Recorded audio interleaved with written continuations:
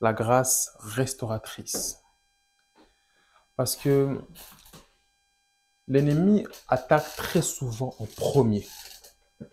Dans nos vies, l'ennemi vient très souvent en premier. Sans même que nous puissions nous en rendre compte, il est déjà passé. Il a déjà ruiné. Il a déjà détruit. Et si on ne fait pas attention, cette destruction peut rester toute notre vie. Si on ne se lève pas au bon moment, cette destruction peut demeurer toute notre vie. Et quand il sera le moment de se relever, il sera déjà trop tard. C'est là où intervient la grâce restauratrice. Nous avons déjà un peu parlé de la grâce précédemment. Nous avons vu que la grâce est une faveur que nous ne méritons pas. C'est la grâce. Cela veut dire que nous ne le méritons pas, nous n'avons rien fait, mais Dieu a envie de nous restaurer. On va prendre le cas d'une personne. Quand je lis la Bible, il fait partie des pires personnes que moi j'ai. Je vais vous raconter un peu ce qu'il a fait. Et je suis sûr qu'aucun d'entre vous n'a fait ne serait-ce qu'à la moitié, même un quart de ce que ce bonhomme a fait. Et pourtant, sa fin n'est absolument pas ce qu'on aurait pu s'attendre. C'est l'histoire d'un roi que nous allons lire qui s'appelle Manassé. Manassé fait partie de la lignée de David. Donc une lignée qui est normalement bénie. Manassé a un ministère royal.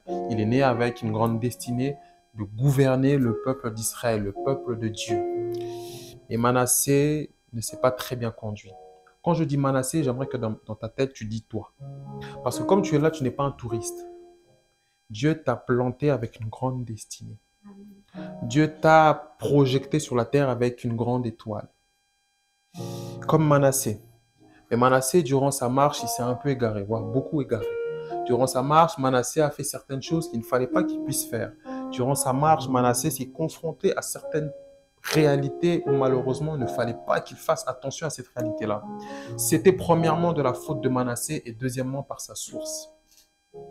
En plus de naître dans la lignée de David, il est aussi le fils d'un des précédents rois qui lui était un idolâtre. Ça veut dire que Manassé avait deux sources spirituelles.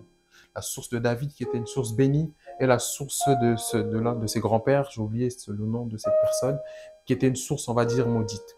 Comme tu es là, tu as deux sources. Il y a la source en Christ, à laquelle tu es rattaché au travers de l'œuvre de la croix, qui est une source bénie. Puis malheureusement, il y a la source de Adam qui est rattachée à ta famille, qui a beaucoup de réalités qui sont en train de polluer ta vie. Et en plus de ça, il y a aussi tes actions.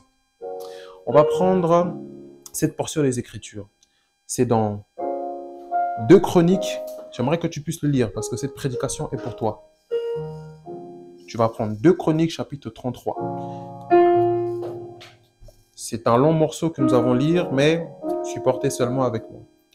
2 Chroniques dans le chapitre 33. J'aime bien ce son. J'aime bien. Augmente un tout petit peu le volume, j'aime beaucoup. 2 Chroniques dans le chapitre 33. J'aimerais vraiment que tu sois concentré. Dieu va parler à plusieurs personnes. C'est bon pour vous? 2 Chroniques, chapitre 33. On va le lire ensemble, je vous attends.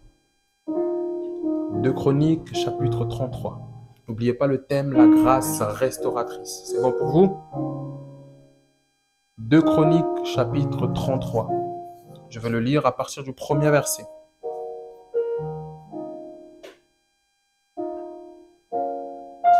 Et on ira même jusqu'au 8e verset, je pense.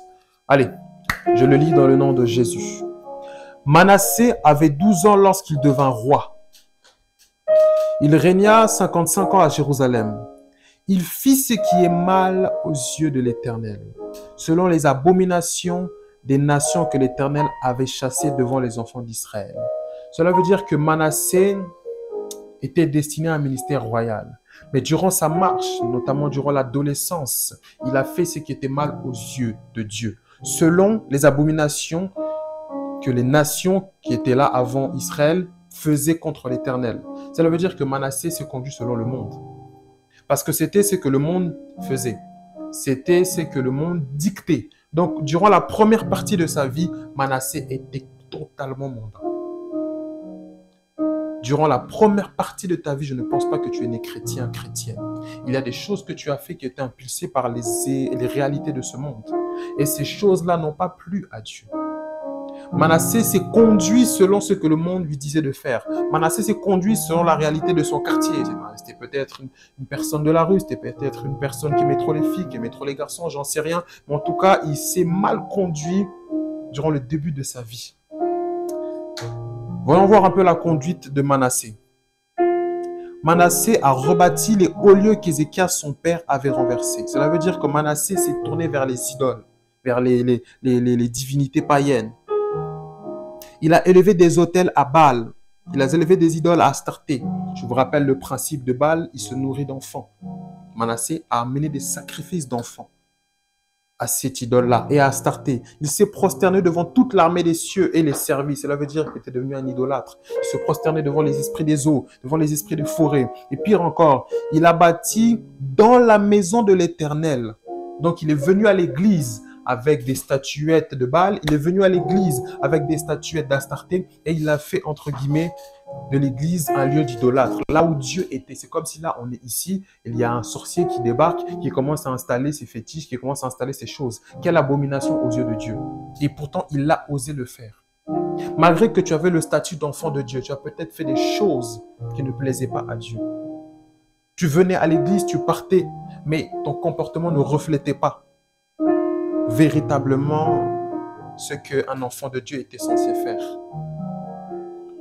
Tu es allé auprès de ce que le monde dit, tu es allé auprès de ce que les hommes disent, tu as peut-être fumé, tu as peut-être, je sais pas, tu as racketté, tu as braqué, je n'en sais rien. Tu as fait des choses malgré que tu avais le titre officiel d'un enfant de Dieu, comme Manassé qui avait le titre d'être un enfant de Dieu, un enfant d'Israël. Mais Manassé est allé vers d'autres courants. Manassé est venu à l'église avec des idoles.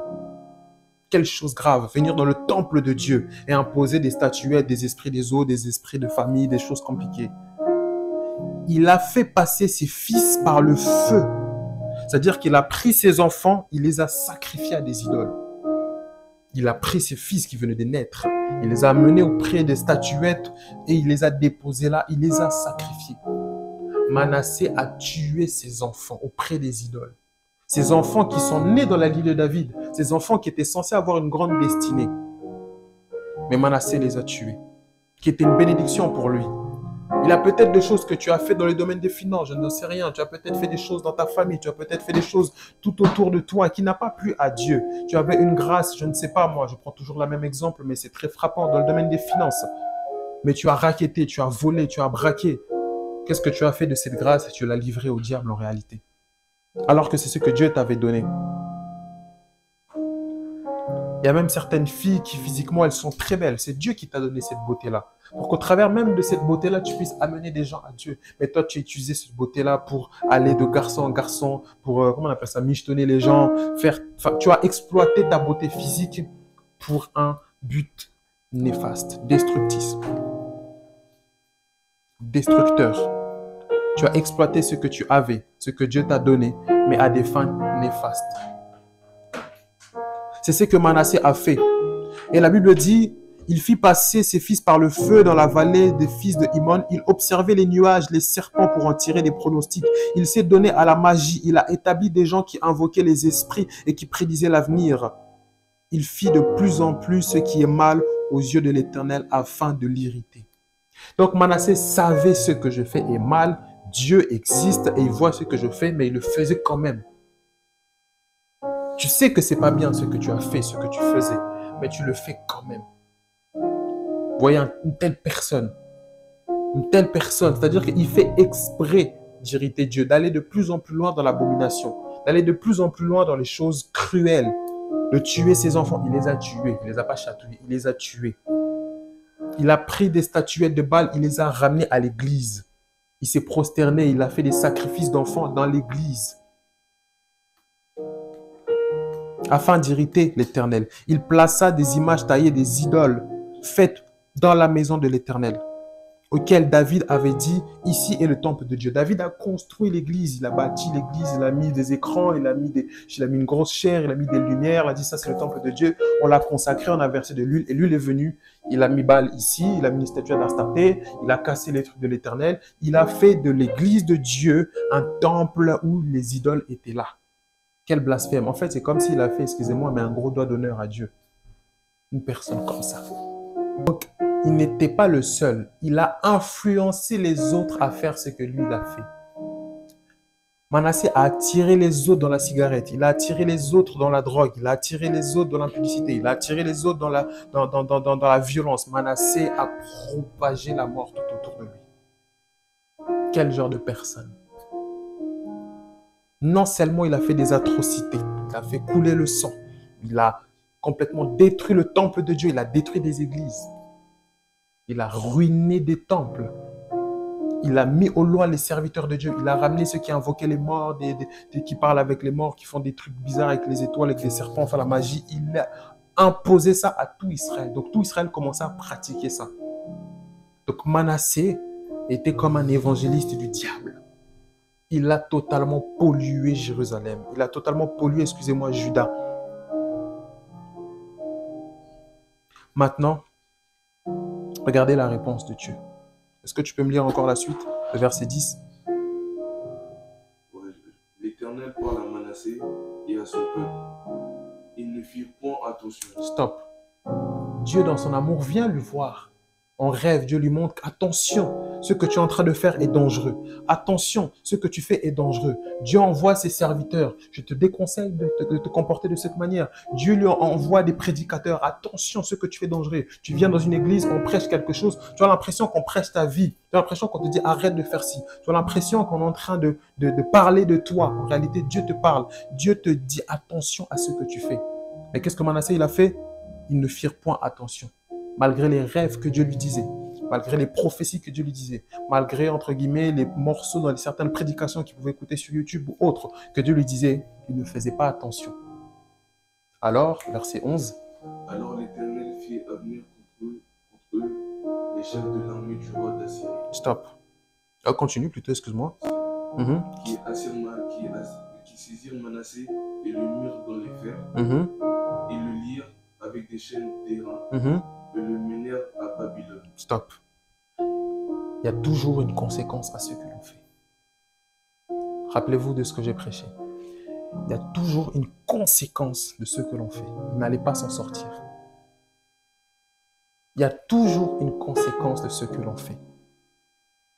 Il pensait qu'il était là. Il pensait qu'il était bien. Mais il y a eu une conséquence derrière. Mais Dieu a prévenu. Avant que la conséquence arrive, Dieu prévient toujours. Avant que le malheur te frappe, Dieu prévient toujours. Je me rappelle une fois, c'est à mes débuts, ne me jugez pas, pardonnez-moi, parce que j'ai une nature un peu têtue parfois. Dieu me disait, fais pas ci. J'ai dit, si, je vais le faire. C'est quoi? J'ai l'habitude de le faire, je le ferai quand même. Et Dieu me disait, attention, ne fais pas ça. Je l'ai quand même fait exprès. Les 2 jours qui ont suivi, j'ai vécu, je pense, les journées les plus catastrophiques. Donc, on dirait que j'étais un poisseux. Je vous raconte juste une petite anecdote. J'étais sorti pour faire une démarche administrative très importante. Il y avait le soleil. Je veux dire qu'il y avait le soleil. Il n'y avait pas un seul nuage. Dès que je mets le pied dehors, je m'éloigne de la maison. Je vous dis, une pluie, on dirait que c'était le déluge. L'eau est rentrée dans mon sac. Tous mes papiers administratifs qui étaient importants, mouillés, déchirés en morceaux. Donc déjà, mon truc, il est KO. Ma démarche, il est KO. Je n'aurai pas ce que je devais avoir. Je rentre dans le bus, la pluie s'arrête. Je ressors, la pluie retombe. Je rentre, je dis, c'est pas possible. Oh, c'est pas des blagues. Ça s'est vraiment passé comme ça. J'ai ouvert mon sac, il y avait limite, il y avait des petits poissons qui sortaient. Les papiers, je soulève le papier comme ça, ils font. Je dis, c'est fini. Alors, c'est des papiers origine. C'est plus possible d'en produire. Dieu a dit, ben voilà, je t'avais dit de ne pas faire ça. Dieu prévient toujours. Avant que le châtiment arrive, Dieu prévient toujours. Avant qu'un malheur arrive, Dieu prévient toujours. Il va créer une circonstance. Tu vas venir dans l'église, on va parler de toi. Tu vas dormir, tu auras un rêve. Ou même tu vas ouvrir la télé, pouf, ça va te parler. Dieu prévient toujours. Si tu ne fais pas attention, la conséquence te rattrape. Manassé a fait des choses horribles. Il a tué. Il a influencé les autres à se prosterner devant des divinités, devant des esprits des eaux, à faire des incantations chez eux, à faire la magie. Manassé a écarté les hommes de voix de Dieu. Il a imposé l'idolâtrie. Maintenant, regardez la suite. Qu'est-ce que Manassé a fait? Est-ce que tu peux me lire le verset 12? Écoutez tous le verset 12. Lorsqu'il fut dans la détresse. Lorsqu'il fut où? Dans la détresse. Lorsqu'il fut où? Dans la détresse. C'est dans la détresse qu'il s'est réveillé. Lorsque le châtiment de ce qu'il avait fait a frappé, donc lorsqu'il était dans la détresse, lorsque ça y est, il était vraiment dans la souffrance, c'est alors que, continue, il implora l'Éternel l'Éternel son Dieu Uh-huh. et il s'humila Profondément devant Dieu, Uh-huh. le Dieu Mhm. de ses pères. Verset 13. Il lui adressa ses prières et l'Éternel se laissant réfléchir, exauça ses supplications et le ramena à Jérusalem dans son royaume. Et l'Éternel se laissa fléchir. J'aime beaucoup une des versions que je lisais avant. L'Éternel laissa son cœur aller vers Manassé. Malgré ce que Manassé a fait, Dieu a fait fléchir son cœur devant la supplication de Manassé. Vous imaginez un homme qui a fait... Est-ce qu'une personne ici a fait la moitié de ce que Manassé a fait? Non. Malgré les abominations que Manassé a fait, quand il s'est disposé, profondément la Bible dit, à chercher l'Éternel, Dieu dans sa grâce a laissé fléchir son amour envers une personne comme Manassé. Je ne sais pas ce que tu as fait. Le diable te le rappelle très souvent dans ta tête. Le diable te remémore très souvent ce que tu as fait, ce que tu faisais, qui tu étais. Laisse-moi te dire une chose. Dieu, dans sa grâce, t'ouvre ses portes. Et j'ai aimé, la Bible dit, et il le ramena à Jérusalem dans son royaume. Cela veut dire que Dieu le rétablit à sa position initiale. Cela veut dire que ce qu'il avait perdu, il l'a récupéré. La position qui était partie, il a fini par le... Dieu est un Dieu de restauration. À cause de ses propres erreurs, à cause de sa manière de se conduire, il a lui-même détruit sa vie. Mais par la grâce restauratrice de Dieu, Dieu l'a reconstruit. Et Dieu l'a rééquilibré. Un homme qui a tué des enfants, un homme qui a influencé les autres à aller vers Baal Astarté, un homme qui a littéralement fait un doigt d'honneur à Dieu, un homme comme ça qui a venu dans les églises, qui a tout cassé, il a instauré la sorcellerie. La Bible le dit, il invoqua des esprits des serpents, c'est écrit là dans le verset 6. Il a invoqué des serpents, il a invoqué des nuages, il faisait des incantations et il a même appelé ceux qui invoquent les morts à l'intérieur de l'église, du temple. Un homme comme ça est venu auprès de Dieu. Il s'est humilié profondément. Il a invoqué Dieu. Et Dieu a laissé fléchir son cœur. Dieu est un Dieu de pitié. Dieu est un Dieu de pitié. Dieu ne prend pas compte de tes erreurs. Dieu ne tient pas compte de tes failles. Dieu ne tient pas compte de tes faiblesses. Il attend de toi une seule chose, que tu viennes avec lui. Peu importe ton état de cœur, peu importe ce que tu ressens, peu importe ce que l'ennemi a détruit dans ta vie, ça peut être grave, je ne sais comment. Dieu est capable de le restaurer. Là, on parle d'un homme qui a été attaché, amené en captivité ailleurs. Donc, toute sa vie a été ruinée. Mais Dieu l'a restauré. Ne connaissez-vous pas la parole au sujet de Joseph? Joseph, vendu par ses frères, allé en esclavage, accusé de viol, mis dans une prison. Et ce n'est pas n'importe quelle prison. C'était la pire prison de l'Égypte. Il pouvait se dire, ma vie est finie. Ma vie est foutue. Mon père croit que je suis mort, mes frères ne me cherchent même plus. J'étais même bien en tant qu'esclave là-bas, j'avais quelques faveurs, mais là je suis en prison. Il est resté là-bas combien de temps, vous savez? 15 ans. 15 ans. Mais à la fin, Dieu l'a relevé. Malgré la bassesse dans laquelle il était, Dieu a fini par le relever. Dieu est un Dieu de restauration. Peu importe ton état de cœur. Vous imaginez son cœur, qu'est-ce qu'il aurait dû se dire? Quel genre de traumatisme qu'il aurait pu avoir? Quelle tristesse il aurait pu avoir? Donc, durant une partie de sa vie, il a grandi sans l'amour de ses parents, l'amour de ses parents, sans l'amour de ses frères, sans l'amour tout court. Il connaissait que rejet, esclavage là-bas, maltraitance ici. Il n'a connu que ça. Son cœur était en miettes, mais Dieu l'a restauré. Dieu a reconstruit son cœur. Pire encore, l'histoire de David. Quand disait la parole. Quand le prophète Samuel vient voir le père de David, il dit, présente-moi tous tes fils, je dois oindre l'un de tes fils rois. Il est tout content, il appelle tous ses fils, il a dit tous ses fils. Et Samuel lui dit, voici donc tous ses fils, tous tes fils. Et lui il dit, oui, ce sera tous mes fils. Il dit, mais non, aucun d'entre eux, l'Éternel m'a dit qu'ils seront rois. Après il dit, oui, c'est vrai, j'en ai un, mais c'est un petit mormon qui est là-bas dans les montagnes. Oui, là-bas. C'est même lui, mais en fait, il était négligé de sa famille. David était le rejeté de sa famille. Vous savez pourquoi? Si vous... Allez, c'est une petite parenthèse. Si vous rentrez dans les textes hébreux, pour le père de David et pour tout le village de David, David était un enfant adultère. Sa mère, entre guillemets, l'a eu, c'est pas vrai, mais c'est ce qu'il pensait, l'a eu au travers d'un autre homme. Donc, il était considéré comme étant un enfant adultère. Voilà pourquoi il était rejeté. Son père le détestait, ses frères le haïssaient. On l'envoyait exprès dans des endroits où il y a des lions pour qu'il puisse mourir. Donc, quand David, à chaque fois, il revenait à la fin de la journée avec ses brebis, il disait, ah, il n'est pas mort. Bon, non, va là-bas, ta gamelle est là-bas avec les chèvres. Toute sa vie, jusqu'à 27 ans, jusqu'à l'épisode de Goliath, c'était comme ça. Lisez les psaumes. Il dit, quand je viens dans mon village, on me dit de rendre ce que je n'ai pas volé. C'est-à-dire, on l'accusait de tout. Il y a un vol là-bas, c'est David. Il y a le feu là-bas, c'est David. Il passait, on lui jetait des pierres. Ouh, c'est David. C'était la force de David. Un enfant au cœur brisé, qui n'avait que des brebis chétifs. Il parlait seul avec Dieu. C'est pour ça que très souvent, il partait dans les forêts avec une petite guitare où il chantait des psaumes. C'est là qu'il a écrit ses psaumes. C'est là qu'il s'est raccroché à Dieu qui était son seul amour. Une personne avec un cœur comme celui de David. Mais Dieu l'a restauré. Mais Dieu l'a positionné. Mais Dieu l'a élevé à un haut rang.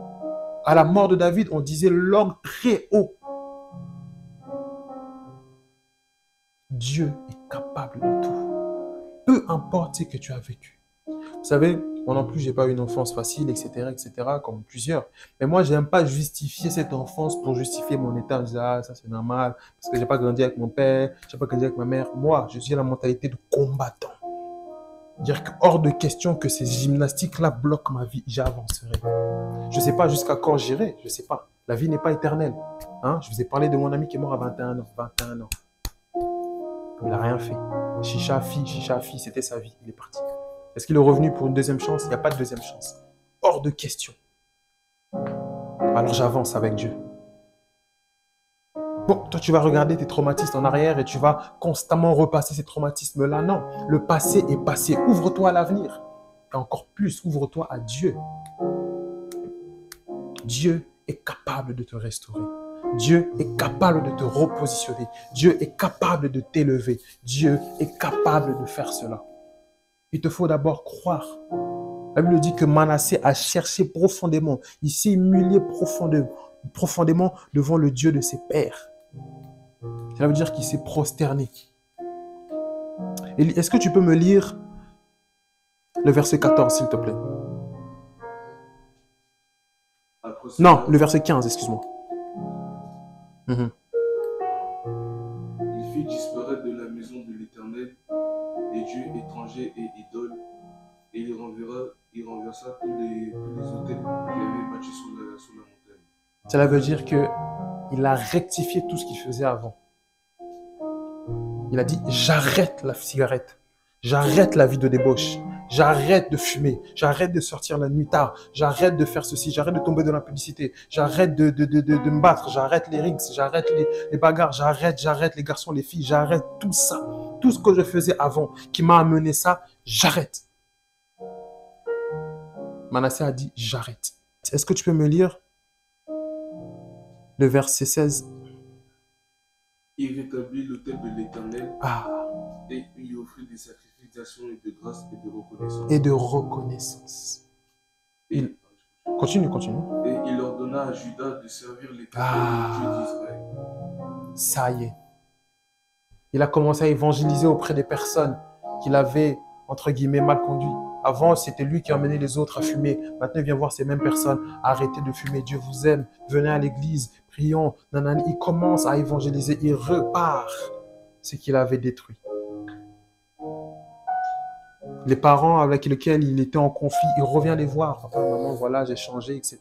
J'ai donné ma vie à Christ, j'ai changé. Il vient revoir les mêmes amis, il vient revoir les mêmes personnes. En fait, il est en train de réparer le mal qu'il a causé. Est-ce que tu as réparé le mal que tu avais causé? Est-ce que tu as réellement arrêté de faire ce que tu faisais?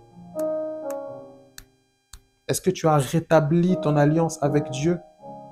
Verset 16, il rétablit l'autel de l'Éternel et il offrit des sacrifices d'action de grâce. Les sacrifices d'action de grâce, pour nous, ça peut être une prière d'adoration, excusez-moi, où on dit merci à Dieu, ça peut être une offrande, ça peut être, voilà, un acte où on fait de bon cœur à Dieu. Est-ce que tu le fais encore? N'étais-tu pas fatigué de faire cela? Où on est en intimité avec Dieu?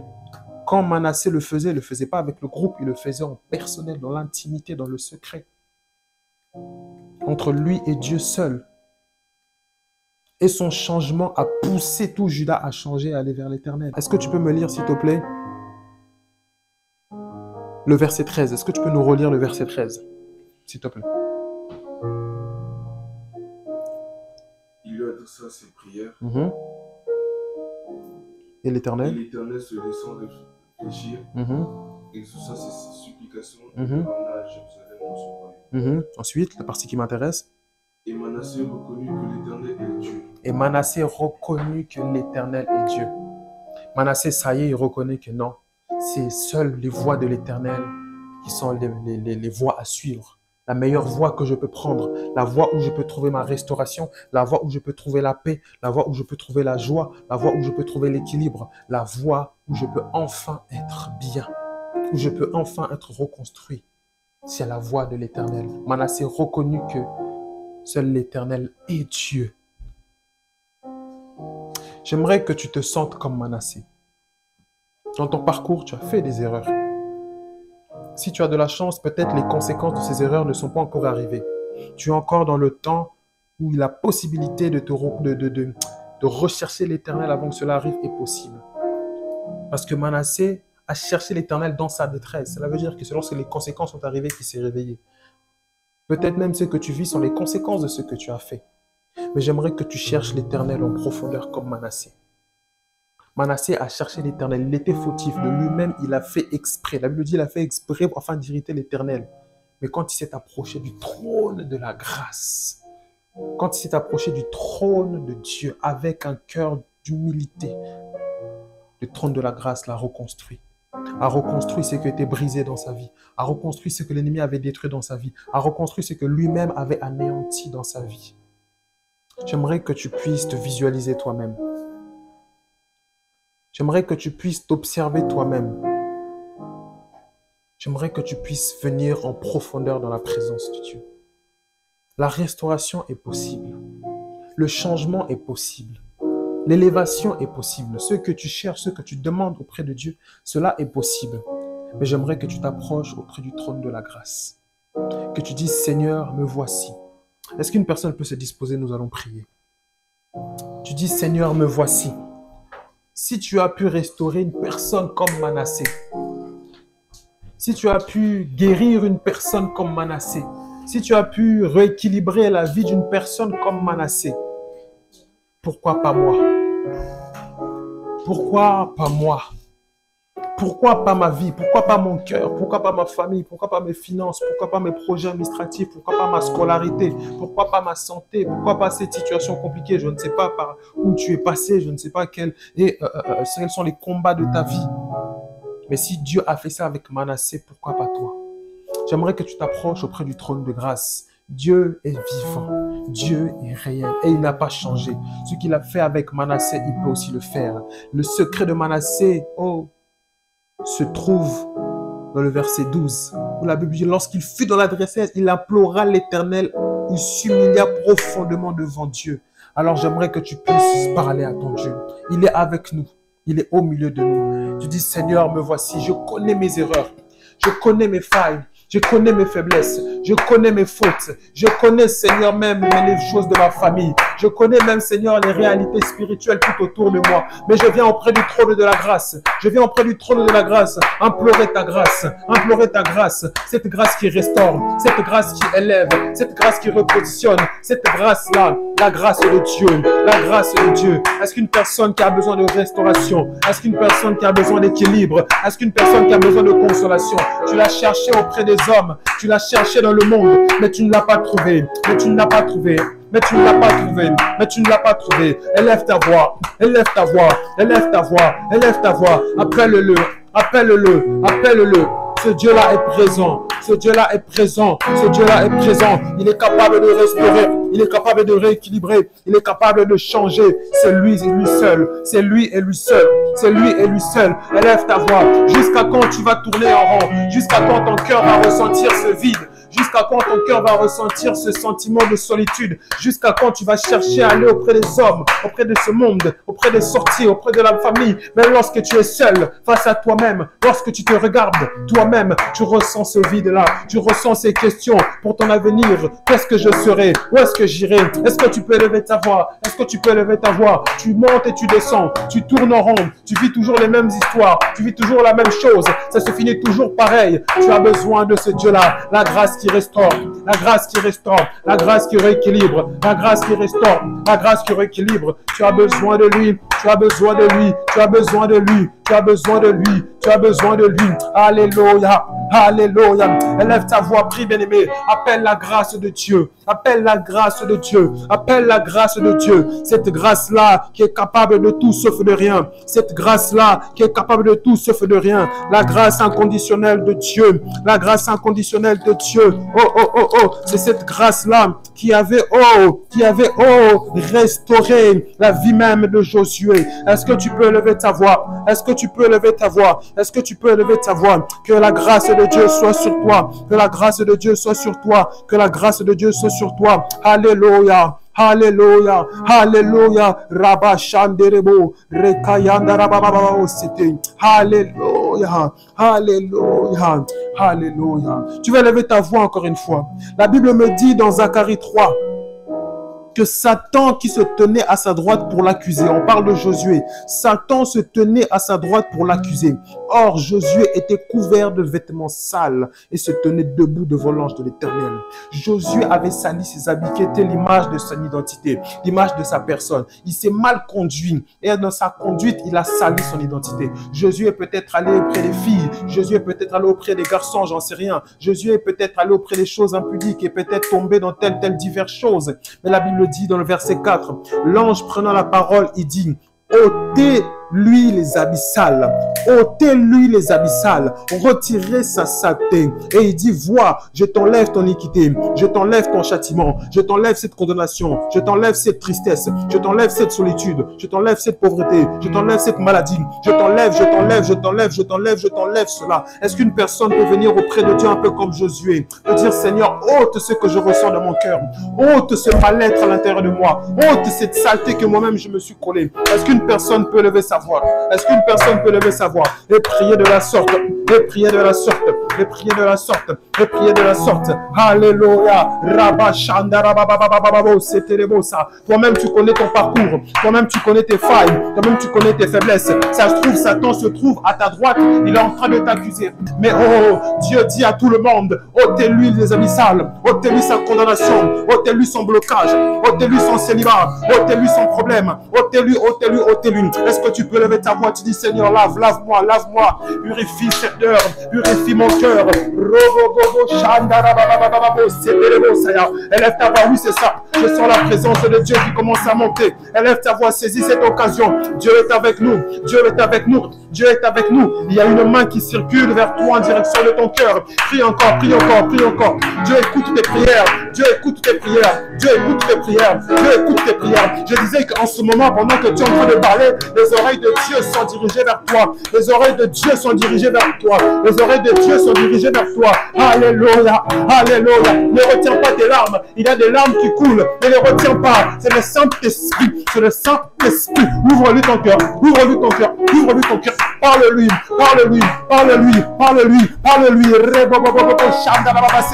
Je suis en train de voir certaines personnes qui se considèrent comme sales, qui ont perdu quelque chose de précieux. Dieu me dit qu'il est celui qui restaure. Dieu me dit qu'il est celui qui restaure. Alors élève ta voix. Alors élève ta voix. Alors élève ta voix. Alors élève ta voix.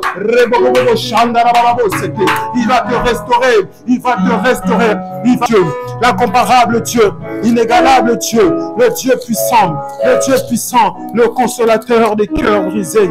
Alléluia, alléluia. Alléluia, alléluia. Bien-aimé, tu veux lever ta voix. Il y a un verset qui monte dans mon cœur. C'est le verset du psaume 51. Où Dieu dit, où le psalmiste David dit, à partir du verset 12, « Ô Dieu, crée en moi un cœur pur, renouvelle en moi un esprit bien disposé. Ne me rejette pas loin de ta face, ne me retire pas ton Saint-Esprit. Rends-moi la joie de ton salut. Et qu'un esprit de bonne volonté me soutienne. J'enseignerai tes voies à ceux qui les transgressent et les pécheurs reviendront à toi. » Est-ce que ça peut être la prière de quelqu'un? Tu peux dire, Seigneur, renouvelle mon cœur. Donne-moi un cœur de chair. Renouvelle mon cœur, ôte le cœur de pierre qui m'emmène toujours à aller à gauche, à droite.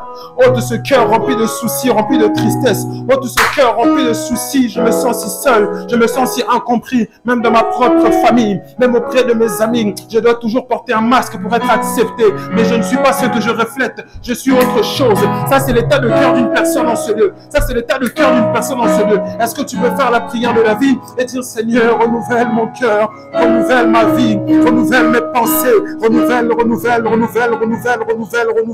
Oh là les rabbins, inderebo, chakaya bababa, c'était. Agis Seigneur, agis le véritable, agis mon Dieu, agis puissamment. Renouvelle-moi, donne-moi un cœur tout autre, donne-moi un cœur tout autre, donne-moi un cœur tout autre, donne-moi un cœur tout autre, donne-moi un cœur tout autre. Oh, le cœur d'un enfant de Dieu, un cœur qui te plaît, un cœur qui te plaît.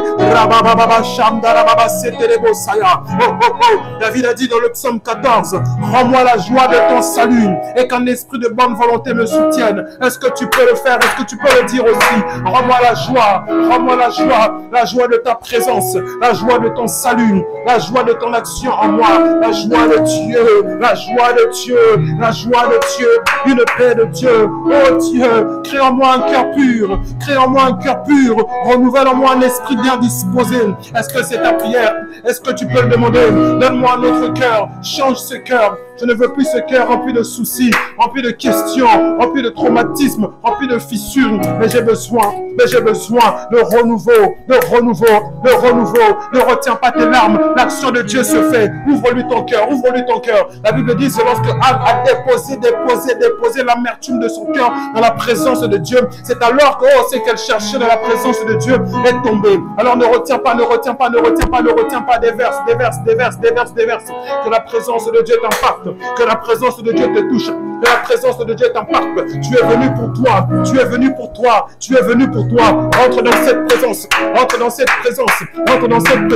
Une présence qui reconstruit, une présence qui console. La présence de Dieu. Tu la sens près de toi. À ceux qui sont disposés, ils sentent leur cœur qui bat. C'est en train de les toucher.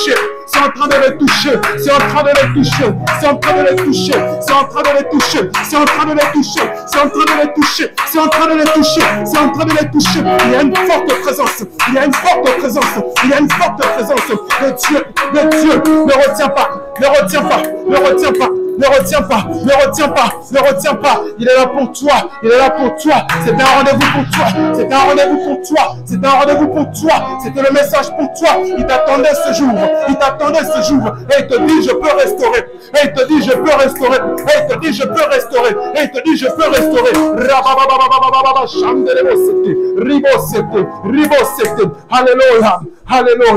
Alléluia. Dieu est là. J'aimerais que tu puisses mettre ta main droite sur ton cœur.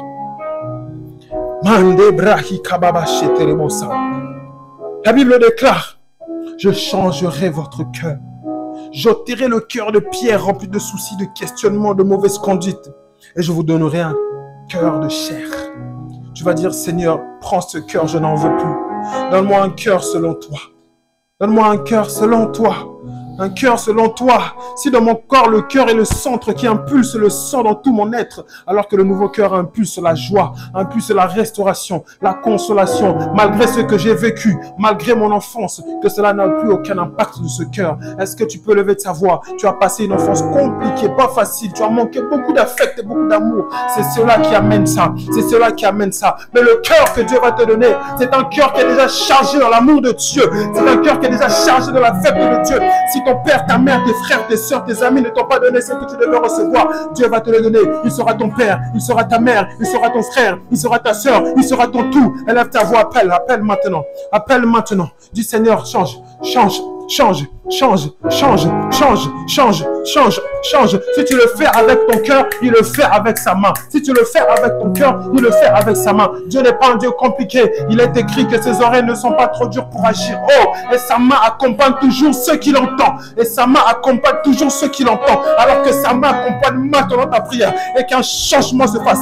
Et qu'un changement se fasse. Et qu'un changement se fasse. Et qu'un changement se fasse. Tu m'as dit, Seigneur, tu es venu pour libérer les captifs.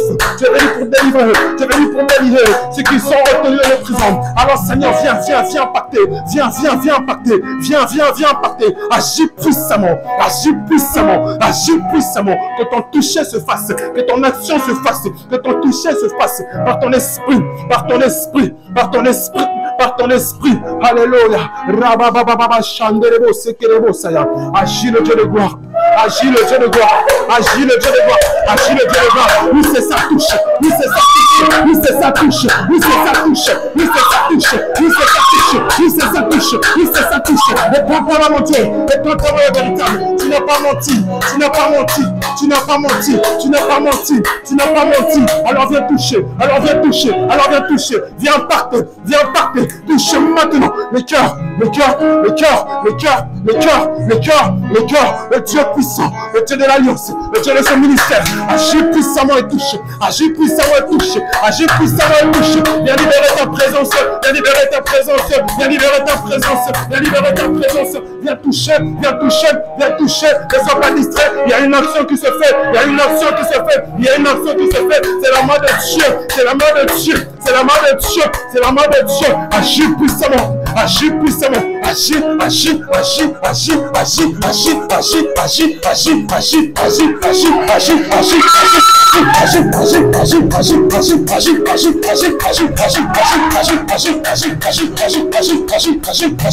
es le Dieu de mon appel, tu es le Dieu de ma mission, tu es le Dieu de ma vocation. C'est ce que tu m'as dit que je faisais, c'est ce que tu m'as dit que je ferais. Viens souffler, viens souffler, viens souffler, viens souffler, viens souffler, viens souffler, viens souffler, viens souffler, viens souffler, viens souffler, viens souffler, viens souffler, viens souffler. La main de ton esprit, la main de ton esprit, la main de ton esprit, la main de ton esprit, impacte, reconstruis Seigneur. Dis-leur que tu vas les restaurer, dis-leur que tu vas les changer, dis-leur que tu vas les toucher, dis-leur que tu vas les toucher, dis-leur que tu vas les toucher.